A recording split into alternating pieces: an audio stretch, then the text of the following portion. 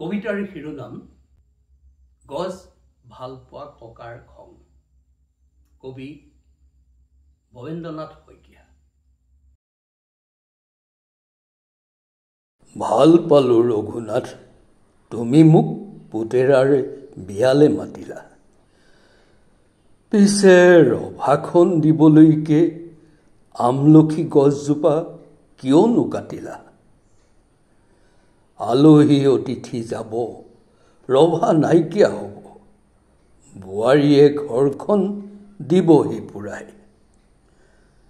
পিছে কোৱাচোন ৰঘুনাথ, আমলখি গছজোপা সহজতে পাবানে ঘূৰাই? দৰাটিক মাতাচোন, এজলুকা আশীৰ্বাদ দিওঁ আৰু যাওঁ।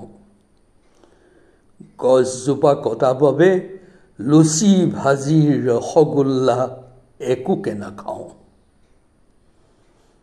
ধন্যবাদ। নমস্কাৰ প্ৰিয় শ্ৰোতা বন্ধু। 2024 চনৰ 2 জানুৱাৰীত কথা আৰু আবৃত্তি এই ইউটিউব চেনেলটো আৰম্ভ কৰিছিলোঁ। সেই দিন ধৰি প্ৰতি মাহৰ 2 তাৰিখে একোটি কবিতাৰ ভিডিঅ' আগবঢ়াই আহিছোঁ। আপোনাৰ খবৰ মৰম চেনেহো লাভ কৰিছোঁ।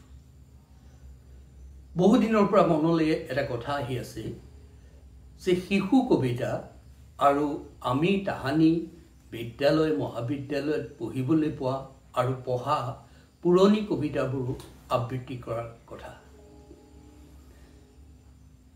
নিৰ্দিষ্ট তাৰিখত নহ'লেও মাজে মাজে সেইবোৰো আবৃত্তি কৰিবলৈ প্ৰয়াস কৰিম।